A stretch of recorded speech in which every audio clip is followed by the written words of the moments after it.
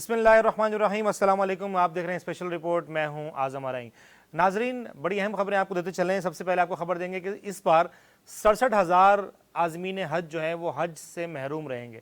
یہ ایک بہت بڑی خبر ہے، اور جیسا کہ آپ لوگ جانتے ہیں کہ لوگ بڑا انتظار کرتے ہیں، کئی سال انتظار کرتے ہیں کہ وہ حج پر جائیں گے، پیسے جوڑتے ہیں، حج کی اپلیکیشن دیتے ہیں، اس میں بڑی مشکل سے ان کی جو حج کی اپلیکیشن ہے وہ ایکسیپٹ ہوتی ہے، بہت سارے ڈاکومنٹیشن ہے، پھر قرآن اندازیاں بھی ہوتی ہیں۔ آپ کو پتہ ہے گورنمنٹ کے جو حج ہوتے ہیں اس میں پھر پرائیویٹ سیکٹر کے حج ہوتے ہیں جو کہ بڑے مہنگے ہوتے ہیں، سننے میں آئے بڑے مہنگے ہوتے ہیں۔ لیکن اس بار کیا معاملہ رہا، کیوں حج کے یہ مسائل پیدا ہوئے کہ تقریباً 67,000 لوگ اس بار حج سے محروم رہیں گے۔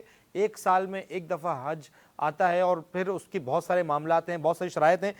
اس پر اسلام آباد میں قومی اسمبلی کی قائمہ کمیٹی کا برائے مذہبی امور نے اجلاس کیا۔ اس کے اوپر جو یہ کہا جا رہا ہے کہ اس بار جو 67,000 پاکستانی ہیں وہ حج سے محروم رہیں گے، یہ تاریخ کا سب سے بڑا اسکینڈل ہے۔ ہم نے بڑے اسکینڈل سنے کہ حج کرپشن ہوئی، یہ فلانا کرپشن، ڈھمکانا کرپشن، لیکن کبھی بھی لوگ حج سے محروم نہ رہے جس طرح اس بار ہے۔ حج مہنگا ہوا، مہنگا ہوتا چلا گیا، ہر گورنمنٹ میں ایک نیا ریٹ جو ہے وہ حج کا آتا ہے، اور جس طرح سعودی گورنمنٹ اور پاکستان کی گورنمنٹ کولابریشن کے حساب سے ایک حج کا ریٹ مقرر کرتی ہے، اس میں جو سہولیات ہوتی ہیں وہ اس کو دی جاتی ہیں، اور اس میں حج کی ایک فیس مقرر کی جاتی ہے کہ اتنے کا یہ حج ہوگا۔ لیکن اس بار یہ سب چیزیں ہونے کے باوجود بھی تقریباً 67,000 لوگ حج سے محروم رہیں گے۔ اس پر قائمہ کمیٹی کا اجلاس ہوا، عامر ڈوگر صاحب کی زیر صدارت۔ انہوں نے کہا کہ بھائی یہ تو بہت بڑا اسکینڈل ہے۔ اسی کے اوپر بات کرنے کے لیے ہمارے ساتھ سینئر صحافی محمد فراز صاحب موجود ہیں۔ فراز صاحب بڑے ایکسپرٹ ہیں ان معاملات میں، تو ذرا ان سے جانتے ہیں۔ السلام علیکم فراز صاحب، بہت شکریہ پروگرام میں ٹائم دینے کے لیے۔ وعلیکم السلام۔ فراز صاحب، کیا معاملہ ہے، کیوں اتنے سارے لوگ، مطلب ہزاروں لوگ، چلو 1-2 ہزار 4 ہزار لوگ ہوتے، تقریباً 67,000 لوگ اس بار حج سے محروم رہیں گے، کیا وجہ بنی ان سب کی؟ اچھا، یہ ایک بہت بڑا سیٹ بیک ہے پاکستان کے ساتھ جو اس سال ہوا ہے، اور یہ ڈیفینیٹلی ایک بہت بڑا صدمہ ہوگا بہت سارے لوگوں کے لیے جنہوں نے ایک امید، ایک خواب کے ساتھ حج کا فارم جمع، حج کی بکنگ کروائی ہوگی پرائیویٹ والوں کے ساتھ۔ ہمیں اس چیز کو سمجھنے کے لیے ہمارے حج کے پورے سسٹم کو سمجھنا پڑے گا کہ ہمارے یہاں پہ حج کا سسٹم ہے کیا، کیوں پرائیویٹ اور گورنمنٹ کا معاملہ ہے، کیوں لوگ گورنمنٹ کی طرف جاتے ہیں، کیوں لوگ پرائیویٹ کی طرف جاتے ہیں۔ آج سے اگر ہم 7-8 سال پہلے تک کا سلسلہ دیکھیں تو گورنمنٹ کا جو حج ہوتا تھا وہ پرائیویٹ کے کم سے کم پیکیج سے بھی تقریباً آدھی قیمت میں ہوتا تھا۔ صحیح۔ اچھا، ان کی سہولیات بھی پھر اسی قسم کی ہوتی تھی۔ اگر پرائیویٹ والے وہ جو کم سے کم حج ہے وہ اگر مکہ میں، مدینہ میں حرم سے 1 کلومیٹر یا 1.5 کلومیٹر دور رہائش دے رہے ہیں تو گورنمنٹ اس کے اگینسٹ میں 10, 12, 15 کلومیٹر دور رہائش دیتی تھی۔ صحیح۔ اچھا، کھانے کا بھی تھوڑا سا اتنی اچھی کوالٹی نہیں ہوتی تھی۔ اچھا، اس کے بعد پھر یہ ہوا کہ ہماری گورنمنٹ کو آگے آ کر ہماری گورنمنٹ نے سوچا کہ دس از the right way to earn منی، اور انہوں نے پھر حج کے نام پر بھی اس پیکیج کو کلوز ترین لیا ہے پرائیویٹ والوں کے۔ صحیح۔ میں آپ کو مثال دیتا ہوں، 2015 کے اندر پرائیویٹ کا کم سے کم پیکیج تھا 4 لاکھ روپے کا، ٹھیک ہے۔ گورنمنٹ کا پیکیج تھا اس وقت 2.25 لاکھ روپے کا۔ آدھو آدھ کا فرق تھا۔ ایگزیکٹلی۔ اچھا، اب اس میں یہ تھا، اس وقت ریال تھا کوئی 25-26 روپے کا، آج ریال ہے 75 روپے کا۔ صحیح۔ ملٹیپلائی بائی 3 کر لیں آپ۔ پرائیویٹ کا کم سے کم پیکیج جو ہے آج وہ ہے 11 لاکھ روپے کا، گورنمنٹ کا پیکیج 10.5 لاکھ روپے کا ہے۔ صحیح۔ اچھا، پرائیویٹ جو کم سے کم پیکیج بھی 11 لاکھ روپے کا ہے اس میں وہ حرم سے 1-1.5 کلومیٹر دور رہائش دے رہے ہیں۔ ان کے ساتھ ایک گروپ لیڈر موجود ہوتا ہے جو اگر کوئی شکایت ہوتی ہے تو اس کا ازالہ کرتا ہے۔ ٹھیک ہے۔ کھانا بھی اچھا ہوتا ہے، صحیح۔ ٹرانسپورٹیشن بھی اچھی ہوتی ہے، وہاں پہ اور کوئی مسائل ہوتے ہیں تو ان کو ایڈریس کرنے کے لیے وہاں پہ پرائیویٹ والے لوگ موجود ہوتے ہیں۔ ہم نمائندگان وہاں موجود ہوتے ہیں، پرائیویٹ والے ان کو پکڑ بھی سکتا ہے بھائی کیا ہو رہا ہے۔ ایگزیکٹلی۔ اچھا، اگر اس کے اگینسٹ میں ہم لوگ گورنمنٹ دیکھیں جو کہ 10.5 لاکھ روپے کا پیکیج ہے، ٹھیک ہے، تو وہ آپ کو رہائش دیتے ہیں عزیزیہ میں، شوقیہ میں، کاکیہ میں، بتا قریش میں، صحیح ہے، جو کہ علاقے حرم سے 6 کلومیٹر 7 کلومیٹر دور سے شروع ہوتے ہیں اور 20 کلومیٹر تک جاتے ہیں۔ ٹھیک ہے، جہاں پر آپ کو حرم پہ نماز پڑھنے کے لیے آنے کے لیے 2 بسیں بدلنی پڑتی ہیں۔ اوکے۔ کھانے کا کوئی پراپر سیٹ اپ نہیں ہوتا، وہاں پہ کوئی آپ کی آن دا گراؤنڈ اتنی اچھی سروسز نہیں ہوتی کہ اگر کسی کو کوئی پریشانی ہو تو وہ اس کو ایڈریس کر سکے۔ تو اس وجہ سے بہت سارے لوگ ایسے ہیں جو کہ گورنمنٹ کے بنسبت پرائیویٹ کو پریفر کرتے ہیں۔ صحیح۔ ठीक है। अच्छा, अब हम आते हैं इस स्कैंडल की तरफ जो यहाँ पर हुआ है। हमारी सही। गवर्नमेंट की तरफ से एक रूल है कि जब तक गवर्नमेंट की बुकिंग पूरी नहीं हो जाती हज की, उस वक्त तक प्राइवेट को वो हज इजाजत बुकिंग नहीं कर देते कि सकते। अपनी हज की पब्लिसिटी कर सके या बुकिंग शुरू कर सकें। सही हज का ऑपरेशन शुरू हो गया लास्ट ईयर अक्टूबर से। सही। गवर्नमेंट ने अपनी पॉलिसी बना ली, गवर्नमेंट ने हज की बुकिंग शुरू कर दी, लेना शुरू किए, फिर अपनी बुकिंग एक्सटेंड की, फिर थर्ड टाइम अपनी बुकिंग एक्सटेंड की क्योंकि उनका 90,000 का कोटा पूरा नहीं हो रहा था। सही है। अब ये करते करते करते करते आ गया जनवरी में। अच्छा, सऊदी हुकूमत ने एक डेडलाइन दी हुई थी कि फरवरी की 14 तारीख तक आपने पैसे जमा रजिस्ट्रेशन कराने। करा लेनी है, पैसे दे देने। ठीक है। अच्छा, ये डेडलाइन हर दफा एक्सटेंड होती है। ठीक है। ये डेडलाइन हर दफा एक्सटेंड होती है और एक्सटेंड इस लेवल तक होती है कि 25 ज़िलक़ायदा तक भी जिनके पैसे जाते हैं वो अपने हज कर सकते हैं। सही। अच्छा, गवर्नमेंट ने ये कर ली, कुछ लोगों ने बुकिंग शुरू की, जितने लोग हो सके उसके पैसे जमा करा दिए, कुछ लोग नहीं करा सके। सही है। अच्छा, अब ये पैसे तो वो थे जो कि सऊदी हुकूमत की फीस थी। ठीक है। हमारे यहाँ पे एक नॉर्मल पब्लिक का एक ये क्राइटेरिया है कि पब्लिक हज रमजान के एंड में या हज ईद के बाद निकलती है हज की बुकिंग के लिए प्राइवेट वाले, सही है। क्योंकि साल साल से यही रिवाज चल रहा है और उनको पता है कि इस वक्त हो जाएगा हमारा। तो रमजान के बाद, ईद के बाद भी जिन लोगों ने हज की बुकिंग करवाई उनके पैसे यहाँ से हज ग्रुप वालों ने सऊदीया भेजे अपने ई वॉलेट्स में कि जैसे ही सिस्टम खुलता है तो हम इसको सऊदी हुकूमत की फीस जमा करवा देंगे। उनकी एयरलाइन की टिकट्स करा ली जो कि नॉन रिफंडेबल होती हैं, ठीक है। उनकी होटलिंग के पैसे जमा करवा दिए ओके। जो कि नेक्स्ट टू इम्पॉसिबल है कि वापस लेना है। सही है। खाने वालों को पैसे जमा करवा दिए। अब मसला ये है कि सऊदी हुकूमत ने जो सिस्टम अपना 14 फरवरी को बंद किया था, उसके बाद उन्होंने 2 दिन के लिए एक सिस्टम खोला 10,000 लोगों के लिए। इसके अलावा सऊदी हुकूमत उस सिस्टम को खोलने के लिए तैयार नहीं है। सही। अच्छा, अब यहाँ पर अगर हम दूसरी लाइन देखें तो सऊदी हुकूमत ने एक डेडलाइन दी थी, आप मीट नहीं कर सके, ओके फाइन, लेकिन हर दफा तो डेडलाइन एक्सटेंड हो जाती थी। तो यहाँ वालों की भी खामी है कि फिर वो क्यों उन्होंने वो नहीं किया। हमारी गवर्नमेंट ने बहुत इसके अंदर नेगेटिव रोल प्ले किया। हमारी गवर्नमेंट अगर चाहती तो पहले स्टेप से ही सऊदी हुकूमत से बातचीत शुरू कर देती। वो इंतजार करते रहे और बाद में भी सिर्फ एक आध हम्बल किस्म की अपील कर दी और उसके बाद उन्होंने कह दिया कि यार हमें नहीं लगता कि 67,000 लोग हज कर सकते। तो इस वक्त अगर ग्राउंड रियलिटी देखें तो यकीनन उन 67,000 लोग जिनके हज का मामला है प्राइवेट वाले, वो लटके हुए हैं और उनका 99% चांस है कि उनका हज नहीं हो सकेगा। ओके। हज ऐसी चीज है जो कि 99% लोग जिंदगी में एक बार करते हैं, जिंदगी भर उसके लिए ख्वाब देखते हैं, उसके लिए पैसे जमा करते हैं। कई लोग होंगे जो कि अगले साल पता नहीं जिंदा भी हो ना हो। बिल्कुल ऐसा ही है।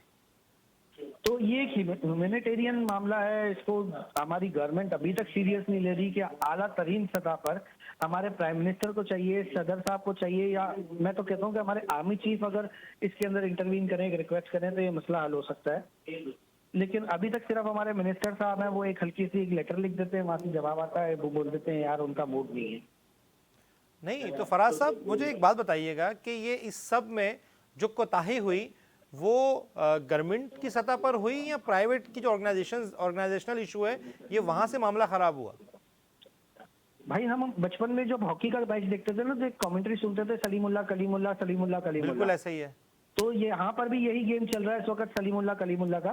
गवर्नमेंट जो है वो ब्लेम गेम कर रही है, प्राइवेट हज ग्रुप ऑर्गेनाइजेशन है इनकी एक होप के नाम से, हज ऑपरेटर ऑर्गेनाइजेशन, हज ऑपरेटर एसोसिएशन ऑफ पाकिस्तान, उनके ऊपर ब्लेम कर रही है। वो लोग मिनिस्ट्री ऑफ हज के ऊपर ब्लेम कर रहे हैं।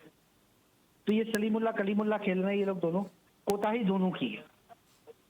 अच्छा, नहीं मेरे पास जो खबर है और आपको भी यकीनन उसकी मालूमात होगी कि ये सारे पैसे जो प्राइवेट वाले भी जाते हैं ये भी थ्रू गवर्नमेंट चैनल जाते हैं, ऐसा ही है? एग्जैक्टली ऐसा ही है।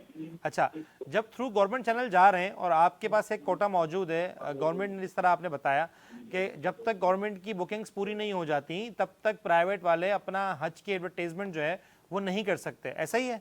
एग्जैक्टली ऐसा ही है। अच्छा, अब हुआ ये कि गवर्नमेंट ने अपनी जो जितनी भी डेडलाइंस थी उसको बढ़ाते रहे क्योंकि उनके 90,000 का कोटा जो है पूरा नहीं हो रहा था। तब तक प्राइवेट वाले जाहिर है वो अंडर द टेबल तो काम कर रहे होते हैं ना, वो अपनी बुकिंग्स कर रहे होते हैं, अपने होटल बुक कर रहे होते हैं, जिस तरह आपने बताया एयरलाइंस बुक कर रहे होते हैं, खाने के पैसे दे चुके होते हैं, क्योंकि वहाँ पर प्राइवेट है तो जाहिर है वहाँ भी प्राइवेट ऑर्गेनाइजेशंस जो हैं वो काम कर रही होती हैं। अच्छा, अब हुआ ये کہ یہ جو آفیشل جو اماؤنٹ جاتی ہے یعنی کہ جو گورنمنٹ کو جاتی ہے سعودی گورنمنٹ کو، یہ تھرو آفیشل چینل یعنی کہ گورنمنٹ چینل سے ہوتے ہوئے پرائیویٹ کی اماؤنٹ بھی گورنمنٹ چینل سے ہوتے ہوئے جاتی ہے، ایسا ہی ہے؟ بالکل ایسا ہی تو ہے. پھر کیوں گورنمنٹ نے پرائیویٹ سیکٹر کو پابند نہیں کیا کہ اپنے پیسے ٹائم پر پہنچائیں تاکہ آپ کا وہاں پر حج جو ہے وہ ہو سکے؟ اس میں تو دیکھا جائے تو الٹیمیٹلی گورنمنٹ اور پرائیویٹ دونوں کا اتنا ہی قصور ہے، کیونکہ وہ سمجھ رہے تھے کہ ہر بار کی طرح اس بار بھی ڈیڈ لائن ایکسٹینڈ ہو جائے گی اور ہم پیسے دے پائیں گے. جو ضروری کام تھے وہ کیے، جو غیر ضروری سمجھا اس سے پھنس گئے. میں بھی یہی عرض کر رہا ہوں آپ سے. اور ایون یہ کہ بھائی ابھی پرسوں ایک حج گروپ آرگنائزیشن نے ایک پریس کانفرنس کی تھی کراچی پریس کلب میں، تو انہوں نے تو کہا کہ ابھی لاسٹ ویک تک گورنمنٹ والے ان سے یہ کہہ رہے تھے کہ آپ اپنے پیسوں کی برسات جاری رکھو، وہاں بھیجتے رہو وہاں بھیجتے رہو. تو سنا ہے کہ کچھ پیسے 10,000 تک 10,000 اتنی کچھ پیسے جو ہے نا 50 ملین ریال اوپیک کے اکاؤنٹ میں بھی چلے گئے ہیں. جی بالکل ایسا ہی ہے. تو ابھی کیا بنے گا، اس کا کیا حل ہے؟ فراز صاحب آپ کی بڑی گہری نظر رہتی ہے حج کے معاملات پر، کیونکہ آپ کا بڑا گہرا تعلق ہے ان معاملات سے. تو مجھے یہ بتائیں کہ ابھی کیا کر رہے ہیں پرائیویٹ آرگنائزیشن والے جو ظاہر ہے جن کے پیسے انہوں نے لیے ہوئے ہیں، جن کی بکنگز کی ہوئی ہیں. یقیناً جو پرائیویٹ آرگنائزیشنز ہیں انہوں نے جس طرح آپ نے کہا کہ نان ریفنڈیبل ٹکٹس ہوتی ہیں وہ بھی بک کی ہوئی ہیں، حج کے پیسے دیے ہوئے ہیں، ہوٹلز کے پیسے دیے ہوئے ہیں. تو یہ پھر تو سارا معاملہ یہ تو الٹیمیٹلی کنزیومر کو نقصان ہو جائے گا. پرائیویٹ آرگنائزیشن بھی تو اپنی جیب سے نہیں بھرے گی. تو اس نقصان کی ازالہ کرنے کے لیے حل کیا ہے؟ کیا کس سطح پر بات، جیسا کہ آپ نے بتایا کہ وزیر اعظم کو چاہیے کہ اس میں انٹروین کریں، آرمی چیف کو چاہیے کہ اس میں انٹروین کریں، اس کے علاوہ کوئی حل نہیں ہے؟ بالکل ایگزیکٹلی میں بھی یہی عرض کر رہا ہوں. دیکھیں میری بھی اس دفعہ درخواست گئی ہوئی ہے پرائیویٹ آرگنائزر کے حوالے سے. اچھا میں تو پہلے بھی حج کر چکا ہوں، لیکن 99% وہ لوگ ہیں جنہوں نے پہلے زندگی میں حج نہیں کیا. حج ہمارے یہاں پہ 90%، 95% یا 80% سے زیادہ لوگ زندگی میں ایک مرتبہ کرتے ہیں. صحیح ہے. اچھا مجھے اپنا گب نہیں ہے، اگر اس سال نہیں ہوا تو اگلے سال میں کر لوں گا اگر اللہ نے زندگی دی، اور اگر نہیں بھی کر سکے تو میں اپنے یہ حج کا فریضہ ادا کر چکا ہوں. لیکن وہ لوگ جن کو زندگی مہلت نہ دے یا ان کو پھر کوئی حالات ایسے نہ بن پائیں کہ وہ اگلے سال حج کر سکیں، تو بات یہ کہ وہ بیچارے جو ہے ان کے لیے یہ زندگی بھر کا صدمہ رہے گا. اچھا اس چیز کو تھوڑا سا ہماری حکومت کو ہیومینیٹیرین بیسس پہ دیکھنا ضروری ہے، اور اس کو اس طریقے سے سوچنا چاہیے کہ یہ ریلیجیس لوگوں کے سینٹیمنٹ سے جڑا ہوا معاملہ ہے، اور یہ کوئی 2-5 ہزار اور لوگوں یہ کا معاملہ نہیں ہے، اسٹرانگ سینٹیمنٹس ہیں. 60,000 لوگوں کا معاملہ ہے. ہاں یہ اسٹرانگ، جس طرح آپ نے بتایا فراز صاحب کہ 99% وہ لوگ ہیں جنہوں نے کبھی حج ادا ہی نہیں کیا. تو اسٹرانگ سینٹیمنٹس کا معاملہ ہو گیا نا. یہ تو حکومتی سطح، مطلب آپ یہ کہنا چاہ رہے ہیں کہ ہماری جو گورنمنٹ ہے یا جو پرائیویٹ ادارے اگر زور لگائیں گے یا پریشر دیں گے گورنمنٹ کے اوپر، تو ظاہر ہے وہ گورنمنٹ کی اعلیٰ سطح کی جو قیادت ہے وہ اس تک یہ معاملہ پہنچے گا، اور اس معاملے کو سعودی گورنمنٹ کا ڈسکس کر کے. اور یہ کوئی ایسا ہارڈ اینڈ فاسٹ معاملہ نہیں ہے، جیسے کہ آپ نے کہا کہ بہت دفعہ ایکسٹینڈ ہوتی ہے، اس بار نہیں ہوئی. یہاں تک کہ آپ نے کہا کہ 25 ذی القعدہ تک بھی جو ہے نا وہ یا فیسز جمع ہوتی ہیں. تو اس بار بھی اگر یہ سعودی گورنمنٹ تھوڑی سی فلیکسیبلٹی دکھائے تو یہ معاملہ حل ہو سکتا ہے. ایسا نہیں ہے کہ نہ حل ہونے والا معاملہ ہے، معاملہ حل ہو سکتا ہے لیکن کرنے کی کوشش نہیں کی جا رہی. یہی بات ہے. دیکھیں یہ معاملہ ہمارے منسٹر آف ریلیجیس افیئرس کے بس کا نہیں ہے. اچھا، ہماری حکومت کو اس بات کو سمجھنا چاہیے. انہوں نے اپنی کوششیں کر لی ہیں اور وہ ان کوششوں میں ناکام رہے ہیں اب تک. اب ان سے اوپر لیول پہ اس معاملے کو ٹیکل کیا جانا چاہیے. وزیر اعظم صاحب نے ایک کمیٹی تشکیل دے دی تھی جس میں انکوائری کرنی تھی کہ آیا غلطی کس کی ہے. اس کمیٹی کی بھی کوئی فائنڈنگ رپورٹ نہیں آئی اب تک، اور اس کے بعد ابھی تک کوئی کانکریٹ قسم کا ہماری گورنمنٹ نے اسٹیپ نہیں لیا ہے. اس کا ایک ہی حل ہے کہ ہمارے صدر صاحب، ہمارے وزیر اعظم صاحب اور ہمارے آرمی چیف اسپیشلی یہ اگر ایک کال کرتے ہیں اور ریکویسٹ کرتے ہیں تو میرے خیال میں یہ معاملہ حل ہو جائے گا. اس کے علاوہ ہمارے منسٹر صاحب کے بس کا یہ معاملہ نہیں ہے کہ وہ اس معاملے کو ٹیکل کر سکیں. ٹھیک ہے جناب، بہت شکریہ فراز صاحب، پروگرام میں اپنا ٹائم دیا، بہت تفصیلی گفتگو آپ نے کی. ناظرین 67,000 لوگ، تقریباً 67,000 لوگ جو زندگی میں 99% وہ لوگ ہیں ان 67,000 میں جنہوں نے زندگی میں پہلی دفعہ حج کرنا ہے، اور ان کے ظاہر ریلیجیس سینٹیمنٹس کا معاملہ ہے، اور یہ بہت عقیدت والا معاملہ ہے، یہ خوشی والا، اور یہ آپ یہ کہہ لیں کہ یہ ایک ایسا فریضہ ہے جو انسان زور لگاتا ہے کہ میں اس فریضے کو جو ہے وہ انجام دے دوں. اچھا اسی یہ معاملات اب ظاہر ہے فراز صاحب نے کہا کہ یہ صرف منسٹری لیول سے آگے نکل چکے ہیں. اب یہ وزیر اعظم, صدر پاکستان یا آرمی چیف انٹروین کریں اور وہ وہاں کی اعلیٰ سطح کے جو گورنمنٹ کے جو لوگ ہیں اگر ان سے بات کریں ڈائریکٹ تو پھر ہی معاملہ حل ہو سکتا ہے. اس کے علاوہ یہ بیچارے لوگ رول جائیں گے اور پتہ نہیں ان کے پیسے کس طرح ان کو واپس ملیں گے یا نہیں ملیں گے, اور الٹیمیٹلی نقصان جو ہے وہ پرائیویٹ آرگنائزرز اور جو حج کے جو جانے کے لوگ اپلیکینٹس تھے, وہ کینڈیڈیٹس تھے جنہوں نے فارم جمع کرائے ہوئے تھے یا حج بک کیا ہوا تھا, ان کو نقصان ہوگا. اور ایک بہت بڑا خسارہ بھی ہے, جو پیسوں کا خسارہ بھی ہے, اور الٹیمیٹلی یہ جو ہے نا لوگ محروم بھی رہیں گے حج سے. اچھا ناظرین, پروگرام کو آگے بڑھاتے ہیں, اور جیسا کہ آپ لوگ جانتے ہیں کہ کل مقبوضہ کشمیر میں ایک افسوسناک واقعہ پیش آیا. سیاحوں پر فائرنگ ہوئی, اور سیاحوں کو جب فائرنگ ہوئی تو اس میں تقریباً 26 لوگ جو ہے نا وہ جاں بحق ہوئے اور 8 سے زائد لوگ جو ہیں وہ زخمی ہوئے. لیکن ہمیشہ کی طرح پاکستان جب بھی کسی بھی ملک میں دہشت گردی کا واقعہ ہوتا ہے تو پاکستان اس کو ہمیشہ اٹھاتا نہیں ہے. پاکستان ہمیشہ اس میں افسوس کا اظہار کرتا ہے, اس میں اپنے دکھ کا اظہار کرتا ہے, اظہار تعزیت کرتا ہے, اور کبھی پاکستان نے دہشت گردی کو اس طرح فروغ نہیں دیا جس طرح پاکستان پر الزامات لگتے ہیں, کیونکہ پاکستان خود دہشت گردی کا ایک بہت بڑا وکٹم ہے. پاکستان میں جتنی دہشت گردی پاکستان کے اندر ہوئی ہے اتنی دہشت گردی پوری دنیا میں کہیں اور نہیں ہوئی, کیونکہ پاکستان تقریباً 70-80 ہزار پاکستانی دہشت گردی میں کھو چکا ہے. لیکن جب بھی ہمارے پڑوسی ممالک میں کہیں بھی, خاص طور پر انڈیا میں, جب بھی کوئی معاملہ اس طرح کا پیش آتا ہے جس میں دہشت گردی ہوتی ہے, خاص طور پر انڈیا کے اندر, بھارت کے اندر, کشمیر کے اندر, مقبوضہ کشمیر کے اندر, تو الزام پاکستان پر لگتا ہے. ابھی بھی جو الزامات ہیں وہ پاکستان کے اوپر لگ رہے ہیں. جو کل واقعہ پیش آیا, بہت افسوسناک واقعہ ہے. ظاہر ہے تمام جتنے بھی لوگ ہیں پاکستان کے اس واقعے کو افسوسناک واقعہ کہیں گے, کیونکہ دہشت گرد تو کسی ملک کا باسی نہیں ہوتا. دہشت گرد تو دہشت گردی ہوتا ہے, چاہے وہ کہیں کا بھی ہو. یہ پہلگام میں واقعہ پیش آیا مقبوضہ کشمیر, جہاں پر سیاح آئے ہوئے تھے اور سیاحوں پر اندھادھند فائرنگ کی گئی. 26 سے زائد لوگ ہلاک ہوئے اور 8 سے زائد لوگ زخمی ہوئے. لیکن بھارتی میڈیا نے ہمیشہ کی طرح بغیر کسی ثبوت کے الزامات پاکستان کے اوپر لگانا شروع کر دیے ہیں, اور کل سے وہ چیخ کر چلا کر الزامات پاکستان کے اوپر لگا رہا ہے. لیکن کیسا ہے, کیا ہوگا اس کا آگے, کس طرح بات چیت رہے گی, کس طرح اس کے ثبوت پیش کیے جائیں گے, کیا عالمی جو میڈیا ہے وہ بھارت کو نقاب نہیں ڈالتا, مطلب وہ ان کو نکیل نہیں ڈالتا کہ آپ بغیر ثبوت کے کس طرح الزامات لگاتے ہیں. اگر آپ کے پاس ثبوت ہے تو عالمی عدالت میں لے جائیں اور عالمی عدالت میں پیش کریں, اور ہم پاکستان کے خلاف اگر آپ کے پاس کوئی ثبوت ہے تو وہ پیش کریں, بغیر منہ اٹھائے. مطلب آپ خبر آئی الزامات پاکستان کے اوپر, ہمیشہ جس طرح انڈین فلمیں بنتی ہیں پاکستان کے خلاف, کبھی گھس کر مارتے ہیں, کبھی کیا کرتے ہیں, لیکن جیسے ہی پاکستان میں آتے ہیں تو چائے پی کر جاتے ہیں. اگلی بار ان کو شاید چائے پینے کا موقع نہ ملے. یہ بڑی کل خبریں آ رہی تھیں کہ ہم اسٹرائک کریں گے اور یہ کریں گے وہ کریں گے.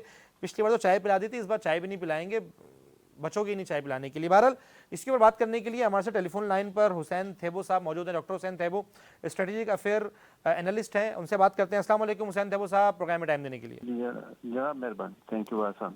اچھا حسین تھیبو صاحب, کس طرح دیکھتے ہیں اس پورے واقعے کو, الزامات کو, بھارتی میڈیا کے چیخ و پکار کو؟ یہ وہی فلمی سین ہے, جس طرح ان کی فلمیں بنتی ہیں اسی طرح انہوں نے دوبارہ الزامات پاکستان کے اوپر لگانا شروع کر دیے ہیں. دیکھیں جی, بات یہ ہے کہ یہ میں سمجھتا ہوں کہ کمپلیٹ ایک تو جو انڈین سیکورٹی ادارے ہیں ان کے کمپلیٹ فیلیور ہے. ایک چھوٹا سا علاقہ ہے جہاں پہ انہوں نے 9 لاکھ افواج رکھے ہوئے ہیں. بالکل یہ وہی کشمیر, آکوپائڈ کشمیر ہے جہاں پہ 9 لاکھ فوجی ہیں. مطلب آپ دیکھیں ایک چپے پہ ایک سپاہی کھڑا ہوا ہے. تو یہ کیسے ہو سکتا ہے کہ یہ لوگ جو دہشت گرد ان کے اپنے ہی ہیں, یہ کس طرح سے آئے اور کس طرح سے انہوں نے ٹورسٹ کو آ کے قتل کیا. دوسری بات یہ ہے کہ یہ کچھ دن پہلے ہی ہندوستان نے اس ایریا کو سینسٹیو قرار دے دیا تھا اور نریندر مودی کی وزٹ کو بھی پوسٹ پون کیا تھا. جب یہ ایریا سینسٹیو تھا, سیکورٹی میئرز کیوں نہیں لیے گئے؟ ڈیلیبریٹلی یہ جو فارینرز تھے ان کو انہوں نے کیوں چھوڑ دیا کہ وہ جا کے گھومیں اور اس طرح سے وہ قتل ہو جائیں؟ اور تیسری بات یہ ہے کہ یہ ہاؤ کین پاسبل کہ somebody can come outside, وہ آ کے ان کو مار کے چلا گیا. اور یہ جو وہاں کی افواج ہے ہندوستان کی وہ دیکھتے رہے. میں سمجھتا ہوں یہ ڈیلیبریٹلی سب کچھ ہندوستان نے خود کیا ہے. صحیح ہے. جیسے ان کا ایک سلوگن ہے وہ اسٹیٹ اسپانسر टेररिज्म करते हैं ग्लोबली। अभी आपने हालिया देखा कि बलूचिस्तान में इंसिडेंट ट्रेन का हुआ। ट्रेन के इंसिडेंट में सबसे पहले इंडियन मीडिया ने खबर दी। इंडियन मीडिया उन ट्रेन के टेररिस्ट को वहां से लाइन पे ले रहा है, उनसे बात कर रहा है। इनका मतलब ये इसका कि ये इनको पता था, वो उनके पास कांटेक्ट नंबर्स भी थे, वो उनसे बात भी कर रहे थे। तो इंडिया का एक ग्लोबली आपने देखा हालिया अमेरिका हो या कनाडा हो जहां पे उन्होंने सिख को कत्ल किया, ये खालिस्तान मूवमेंट को छुपाने के लिए इंडिया के अंदर 120 अलहदगी की तंजीम चल रही हैं। ये उनको रोकने के लिए ये खुद ड्रामे करते हैं, पाकिस्तान के ऊपर इल्जाम लगाते हैं। फिर नरेंद्र मोदी आता है, अपने आवाम को आके बताता है कि अगर मैं ना होता तो पाकिस्तान के ऊपर आईएसआई और पाकिस्तान आर्मी कब्जा कर लेगी। तो लिहाजा ये ड्रामा खुद खेलते हैं और उसके बाद अपने आप को खुद ही दुनिया में बदनाम करते हैं। पाकिस्तान का इससे कोई कंसर्न नहीं है। पाकिस्तान की ग्लोबली एक मैसेज है कि हम तरक्की चाहते हैं, हम जब तक रीजन डेवलप नहीं होंगे, रीजन तरक्की नहीं करेंगे, तब तक कोई भी एक मुल्क तरक्की नहीं कर सकता। लिहाजा ये हिंदुस्तान का अपना प्रोपेगेंडा है और उसको हमेशा मुंह की खानी पड़ती है और इस मर्तबा भी यही हुआ है। जी अच्छा, बड़े अच्छी तरीके से आपने बताया कि जिस तरह आपने कहा जो हालिया हमारा जाफर एक्सप्रेस वाला मामला था उस पर इन्होंने इंटरव्यूज़ किए, सब चीज़ों को सबसे पहले खबर जो इन्होंने ब्रेक की। अच्छा, इसी तरह के जब भी आपने देखा होगा हुसैन थैबू साहब कि जब भी कोई इंटरनेशनल विजिट होता है इंडिया में, वो कोई ना कोई वहाँ पर टेररिज्म ज़रूर होता है। क्या ये इंटरनेशनल सिंपैथी समेटते हैं या पाकिस्तान को बदनाम करने की नाकाम कोशिश की जाती है ताकि चाइना और पाकिस्तान की दोस्ती और सी पैक को नुकसान पहुँचाया जाए? देखिए जी, बात ये ना, एक तरफ से तो हिंदुस्तान कहता है मैं बहुत बड़ा चैंपियन हूँ, फिर दूसरी तरफ से आप बाहर से डेलीगेशन बुलाते हैं, आप उनको सिक्योरिटी क्यों नहीं देते? आपने इस इतने छोटे से एरिया में 9 लाख की फौज रखी हुई है। हमारी तो टोटल अफवाज पाकिस्तान की जो तादाद है वो 6 लाख है। सही है। आपने सिर्फ सिर्फ एक हिस्से के अंदर 9 लाख फौज रखी हो, सही बात है। सॉरी, मैं आपकी बात नहीं सुनी। जी जी जी, मुकम्मल कीजिएगा हुसैन थैबू साहब। मैं ये अर्ज कर रहा हूँ कि इस छोटे से एरिया में आपने 8 से 10 लाख के फौजी रखे हुए हैं। अगर आपके वो फौजी, आपके फॉरेनर्स आ रहे हैं, उनको सिक्योरिटी मुहैया नहीं कर पा रहे हैं, तो फिर तो ये डेलिबरेटली आप सारी चीजें सबोटाज कर रहे हैं। मैं कल इंडियन मीडिया पे भी बात कर रहा था, वो बड़े उछल उछल के रो के बातें कर रहे थे। मैं बात ये करता हूँ कि भाई देखें, वो राहत इंदौरी का शेर है कि ये लगेगी आग तो यहाँ सिर्फ हमारा मकान थोड़ी है। जब आपने देखा कि बलूचिस्तान में हुआ तो वहां पे ये चीख के, चिल्ला के, उछल के ये इंडियन मीडिया एंकर्स कहते थे ये सिक्योरिटी फेल्यूर, ये सिक्योरिटी फेल। अब ये बताएं, ये कौन सा सिक्योरिटी फेलियर है जो आपके इतने छोटे से मकबूजा कश्मीर में, जहाँ पे 10 लाख की आपकी फौज, 8 लाख की आपकी फौज खड़ी हुई है, उसके बाद आके और टेररिस्ट आके आपके अपने ही टेररिस्ट है। मैं तो समझता हूँ ये जिन्होंने मारा ये रा के एजेंट हैं, ये आरएसएस के गुंडे हैं जो आते हैं बाहर से, लोगों को बुलाते हैं, उनको मारते हैं। दुनिया को चाहिए कि वो देखे इन चीजों को और इनको नोटिस करे कि ये किस तरह से हिंदुस्तान ड्रामेबाजी कर रहा होता है। उसका हर जगह पे ये अगर आप देखें तो उसका चाइना के साथ अलग झगड़ा है, उसका आप देखें तो अब बांग्लादेश के साथ अलग है, नेपाल के साथ अलग है, पाकिस्तान के साथ तो उसकी दुश्मनी है ही है। तो उनकी एक आइडियोलॉजी है ये आरएसएस के गुंडों की, जो हर मुल्क के साथ झगड़ा करने वाली, दहशतगर्दी फैलाने वाली, और वो वही हिंदुस्तान में कर रहे हैं और कल भी उन्होंने खुद ही किया। जी अच्छा हुसैन थैबू साहब, समझौता एक्सप्रेस का मामला भी इन्होंने पाकिस्तान के ऊपर डालने की कोशिश की थी और बाद में पता चल रहा था कि दहशतगर्द जो है ना वो भारतीय थे। उसके ऊपर भी कोई इस तरफ से इंटरनेशनल जो हमारी कोर्ट्स हैं, जो इंटरनेशनल अदालत हैं, वो इनको क्यों लगाम नहीं डालती, इनकी मीडिया को क्यों चुप नहीं कराती? ज़रा सा भी कोई वाक़या होता है, इल्ज़ामात पाकिस्तान के ऊपर, कहीं भी दहशतगर्दी होती है, इल्ज़ामात पाकिस्तान के ऊपर, इन खुद खालिस्तान का मामला संभल नहीं रहा। एक छोटे से इलाके के अंदर 9 लाख फौज वहाँ रखी हुई है, पाकिस्तान से वो पहलगाम का जो बॉर्डर है वो तकरीबन 400 किलोमीटर दूर है, तो उसके बावजूद भी इल्ज़ामात पाकिस्तान के ऊपर है। इनके ऊपर लगाम क्यों नहीं डाली जाती? इनको कुछ कहता क्यों नहीं है? देखिए जी, बात यह है कि अगर दिल्ली में और बम्बई में किसी को छींक भी आ जाती है तो वो कहते हैं ये ISI ने किया है, ISI ये ने किया, पाकिस्तान सही बात। आर्मी ने किया है। लिहाजा बात ये है कि इनकी नाकामी होती है, ये अपने आप को छुपाने के लिए नरेंद्र मोदी अपनी RSS की आइडियोलॉजी लगाने के लिए लोगों को बताता है कि अगर मैं नहीं हूँगा तो देखें अभी पाकिस्तान ने आके कश्मीर में लोगों को मार दिया है। झूठ मूठ का लोगों को बताते हैं कि आके दिल्ली में मार देंगे, बम्बई में मार देंगे।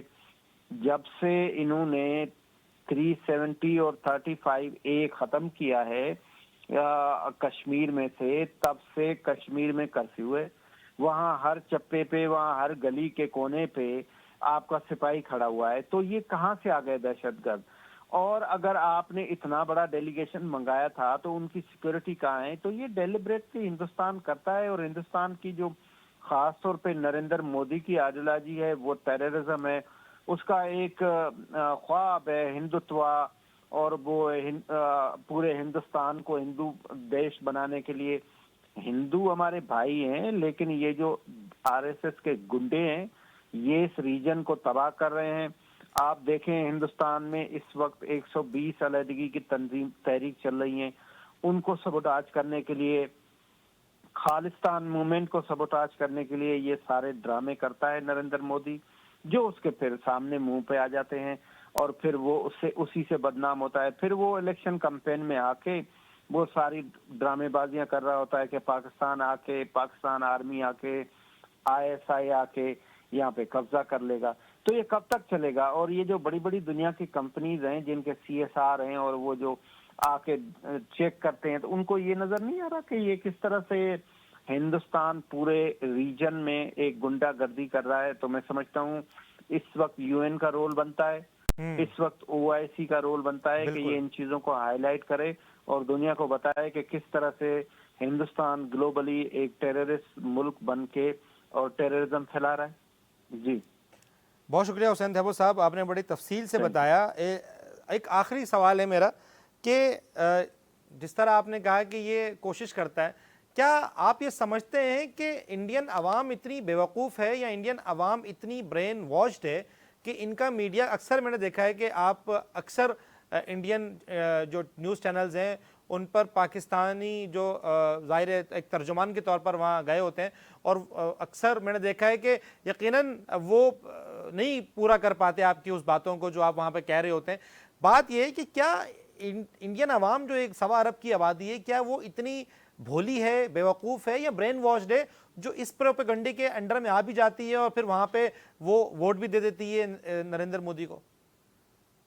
ये ना, ये सब कुछ वहाँ पे गन पॉइंट पे हो रहा होता है। ये जो RSS के गुंडे हैं, बेसिकली ये जो बीजेपी है, बीजेपी RSS की एक नाजायज बच्चा है, और उनका एक गुंडागर्दी पहले दिन से और उनकी एक बदमाशी जिस तरह से शुरू से रही है वो करते हैं। ये जो इंडियन मीडिया है ये बेचारे उनके सामने कुछ नहीं बोल रहे होते हैं, ये उनके RSS के गुंडों के सामने इन्फ्लुएंस हो रहा होता है। हम बात कर रहे होते हैं तो इतना घबरा रहे होते हैं, यार आप प्लीज नरेंद्र मोदी का नाम ना लें। हम तो उनको ठोक के आते हैं, जो सच्ची बात होती है तो वो करते हैं। लिहाजा ये इंडियन अवाम को चाहिए कि वो उठ खड़े हों। मैं समझता हूँ राहुल ने बड़ी मेहनत की है, वो पूरे हिंदुस्तान का चक्कर भी लगाया है। मैं समझता हूँ राहुल को कश्मीर में आना चाहिए, मकबूजा कश्मीर में जहाँ पे लोग जेल की तरह रह रहे हैं, और उनको आके देखना चाहिए।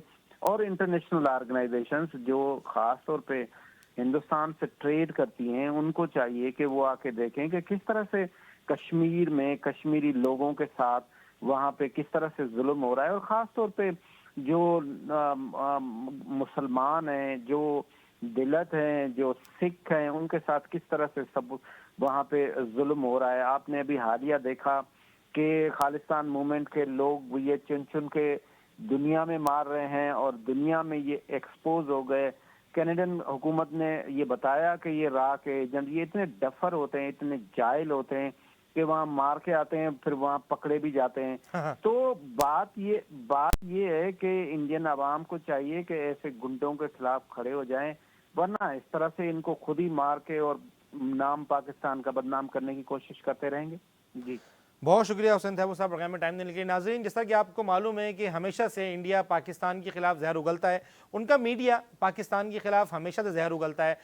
وہاں پر اگر کسی کو چھینک بھی آ جائے تو الزام آئی ایس آئی کے اوپر جاتا ہے. پھر ان کے جو بڑے بڑے نام نہاد صحافی ہیں پھر وہ کہتے بھی ہیں کہ پاکستان اگر پاکستانی ڈیلیگیشن اگر افغانستان کا وزٹ کرتے ہیں تو پھر وہ کہتے بھی ہیں کہ پاکستانی جو ڈیلیگیشن ہے, وہ جو آئی ایس آئی چیف ہیں, وہ فلانے ہوٹل کے 5ویں فلور پر جو ہے نا وہ بیٹھے ہوئے ہیں, ان کا روم وہاں پر ہے, اور وہ کھانا کیا آرڈر کرتے ہیں میں آپ کو یہ بھی بتا سکتا ہوں. اور یہ بھی کہتے ہیں کہ میری بات کو چیلنج مت کیجیے گا, اور بعد میں پتہ چلتا ہے کہ جس 5ویں فلور کی وہ بات کر رہے تھے اس ہوٹل میں فلور ہی 2 ہوتے ہیں. تو یہ تو ان کے میڈیا کا حال, اتنے برین واشڈ ہیں. ان کی عوام معصوم, میں ضرور یہ نہیں کہوں گا کہ بیوقوف ہے, لیکن معصوم کہوں گا کہ ان کی عوام اتنی معصوم ہے کہ ان کی یہ فلموں اور میڈیا کے جھانسوں میں آتی ہے کہ لوگ پتہ نہیں کیا کیا مطلب انڈیا کی زیادہ تر جو فلمیں آپ اٹھا کے دیکھ لیں, موویز اٹھا کر دیکھ لیں, وہ زیادہ تر پاکستان کے خلاف بن رہی ہوں گی. کوئی بھی اس میں ایسی سٹوری نہیں ہوتی. بس اگر وہ آرمی دکھا رہے ہیں, ایئر فورس دکھا رہے ہیں, وہ اپنی رو دکھا رہے ہیں, تو وہ بھی بس ایسی مضبوط دکھاتے ہیں. لیکن جب وہ ایئر اسٹرائک کرنے آتی ہے تو پھر یہاں پر چائے کی بھی تعریف کر کے جاتے ہیں, اور وہ پھر ہم ان کے حوالے بھی کر دیتے ہیں ان کو. لیکن بات یہ ہے کہ جب بھی ان کی سب مریض نے کبھی پاکستان کے اندر آنے کی کوشش کی ہے تو ہمیشہ منہ کی کھائی ہے ویڈیوز بنا کر جاری کی جاتی ہیں کہ تمہاری سب مرین پاکستان کی حدود میں داخل ہوئی تھی, ہم نے اس کو ٹارگٹ کر بھی لیا تھا, ہم اس کو اڑا سکتے تھے, لیکن ہم تمہیں ویڈیو بنا کر دے رہے ہیں کہ آئندہ نہیں آنا. کئی دفعہ ایسا ہوا, اور کئی دفعہ پاکستانی جو نیول ہے انہوں نے ان کی سب مرینز کو ٹارگٹ کیا, لیکن ان کو ہمیشہ ڈرا دھمکا کے واپس بھیج دیا. کبھی ان کی ایئر اسٹرائک ہوئی تو ہماری پاکستانی جو ایئر فورس ہے انہوں نے ان سے ان کو منہ کی کھانی پڑی, اور پھر بعد میں آرمی ہی ان کے پائلٹس کو بچاتی, کیونکہ عوام تو دو رہی تھی, تو آرمی ان کے پائلٹس کو بچاتی ہے. پھر فینٹاسٹک ٹیم پی کے بھی جاتے ہیں, اور ایک جو چائے پیتے ہیں اس کی قیمت جو ہے وہ ایک میک 17 ہوتا ہے. بہرحال میک طیارہ ہوتا ہے پورا, ایک معراج طیارہ. تو ناظرین, ہمیشہ کی طرح اس بار بھی انڈیا کو منہ کی کھانی پڑے گی. بعد میں جب اس کی رپورٹس بنیں گی تو پتہ چلے گا کہ یقیناً یہ را کی خود کی اندر کی کہانی تھی. اور وہ جو جو امریکن ڈیلیگیشن آیا ہوا ہے, نائب صدر آئے ہوئے ہیں انڈیا میں, ان کو دکھانے کے لیے, سیمپتی حاصل کرنے کے لیے, پاکستان کی سی پیک کو تباہ کرنے کے لیے, چائنا کے مخالف, پاکستان کے مخالف زہر اگلنے کے لیے سارا پروپیگنڈا کیا جا رہا ہے, اور اس کو یقیناً ان کو اس بار بھی منہ کی کھانی پڑے گی. ناظرین, یہ تھا آج کے پروگرام. آپ سے ملاقات ہوگی اگلے پروگرام میں. اپنا بہت سارا خیال رکھیے گا. مجھے دیجیے اجازت. اللہ نے کے بعد.